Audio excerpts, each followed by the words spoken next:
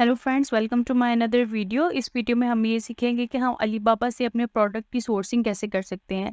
Basically Alibaba हमें जो ये ऑप्शन देता है कि हम यहाँ पे RFQ जो है वो अपने सप्लायर्स को सेंड कर सकते हैं। RFQ क्या होता है? RFQ है रिक्वेस्ट फॉर कोटेशन, यानी कि हम जो है एक कोटेशन सेंड करते हैं। जो अलीबाबा जो है वो डिफरेंट सप्लायर्स को हमारी वो कोटेशन फॉरवर्ड करता है, और अगर वो सप्लायर्स को हमारी वो कोटेशन सूटेबल लगती है तो वो हमें क्या करता है, एक तरह से वो हमें बिड करता है कि यानी हम इसमें कोटेशन में क्या करते हैं, अपने जो हमें प्रोडक्ट चाहिए होता वो वाला प्रोडक्ट हम उसकी डिटेल्स सेंड करते हैं हम कोटेशन में। उसके प्राइस, हमें किस प्राइस में वो चाहिए है, हमें कितने पीसेस चाहिए हैं प्रोडक्ट के, ये सारी डिटेल हम क्या करते हैं कोटेशन में सेंड करते हैं। और वो जो अलीबाबा है वो आगे ये कोटेशन जो है वो डिफरेंट सप्लायर्स को सेंड करता है, और सप्लायर्स आगे से वो कोटेशंस पे हमें बिड करते हैं, ठीक है। और हमारे लिए फिर जो सूटेबल सप्लायर होता है हम उसके साथ काम करते हैं, उससे सारी डील करके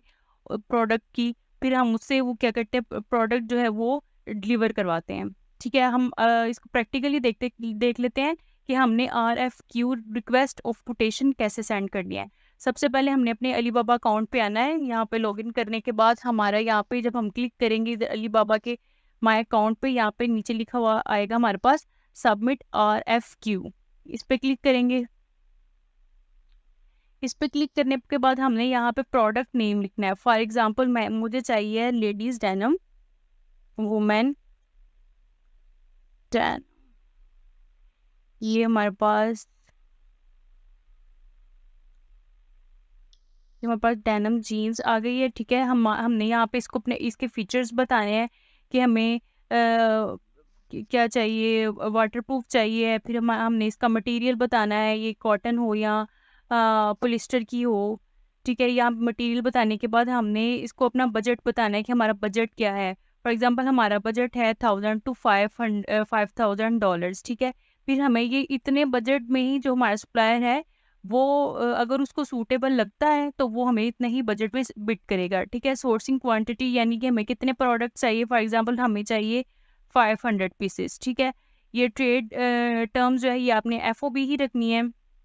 यहाँ पे आपने डिटेल रिक्वायरमेंट्स बता देनी है कि आपको आपको डेनिम है वो जो किस तरह से चाहिए है, यानी उसका डिज़ाइन कैसा हो। यहाँ पे जो भी चीज़ें हैं आपकी, जो भी रिक्वायरमेंट्स है रिगार्डिंग टू योर प्रोडक्ट, वो आपने यहाँ पे रिक्वायरमेंट्स भी बतानी है। और यहाँ पे सबसे अच्छी और सबसे मज़े की बात यह है, यहाँ पे आप उसकी जो पिक्चर है वो भी पोस्ट कर सकते हैं, अपलोड कर सकते हैं। यानी कि अगर आपने किसी वेबसाइट पे वो जैकेट देखी है जहाँ से आपने हंट की है, आपको उसी तरह की सेम जैकेट चाहिए, तो यहाँ पे आप वो अपलोड कर सकते हैं। फिर आपका बिजनेस टाइप जो है वो आपने यहाँ पे बताना है। फिर उसके बाद बिजनेस ईमेल बताना है, और इसको इनवाइट सप्लायर्स टू कोड कर देना है, सबमिट कर देना है। और हमने जो मोस्ट इम्पोर्टेंट बात, जब हमारी जो है अपने सप्लायर से डील हो रही होगी, तो हमने यही नहीं जो उसने हमें बताए हैं प्राइसेस हम उसी पे डन कर दें, हमने उससे थोड़ी बार्गेनिंग भी करनी है, ठीक है, ताकि हमें भी कोई प्रॉफिट मिल सके, ठीक है। इसके बाद हमने जो सबसे इम्पोर्टेंट बात ये अपने माइंड में रखनी है ना, वो DDP यानी कि डिलीवर ड्यूटी पे, ये हमने माइंड में रखनी है। और ये हमने उससे ये पूछना है अपने सप्लायर से, ये बात जो है हमारी डीलिंग टाइम पे ही हमने इससे डन कर देनी है कि ये हमारी जो प्रोडक्ट है इसके जो भी एक्सपेंसेस आएंगे, यानी कि उसके डिलीवरी के या टैक्स के या फिर ETC जो भी है, वो हमारे जो है वो सप्लायर ही पे करेगा। यानी हमने जो यहाँ पे जो हमने डील कर दी है ना, कि हमारा बजट हमने बता दिया है कितना है, हमने उसी बजट में रहना। ऊपर के जो भी चार्जेस आएंगे, वो डिलीवरी चार्जेस हैं, टैक्सेस है, जो भी है वो हमारा सप्लायर पे करेगा।